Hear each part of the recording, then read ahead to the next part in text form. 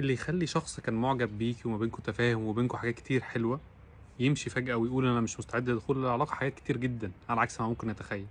أشهرها اللي بنسميها الfear of commitment والكلام ده، ولكن في حاجات كمان أعمق بتفسّر هو ليه ممكن شخص يبقى خايف من الدخول في علاقة. طيب ده بالنسبة للجزء الأول من السؤال، بالنسبة للجزء التاني من السؤال اللي هو أنتِ فكرة إن أنتِ عايزة ترجّعيه تاني أو عايزة تعملي مجهود عشان يرجع تاني، هنا كل اللي تقدري تعمليه إنِّك تروحي وتكلميه وتسأليه هو إيه اللي حصل، هو أنت ليه مشيت؟ يمكن هو في الأغلب ما يبقاش عنده إجابة، بس ده كل اللي أنتِ تقدري تعمليه. ما ادّاكيش إجابة أو إجابة مش واضحة، هنا محتاجة تقفلي الموضوع. باقول لِك إنه في ناس عندها خوف من الدخول في العلاقة، ما لهاش علاقة بقى أنتم كنتم مرتاحين والّا لأ، مبسوطين والّا لأ، بيحبِّك والّا لأ.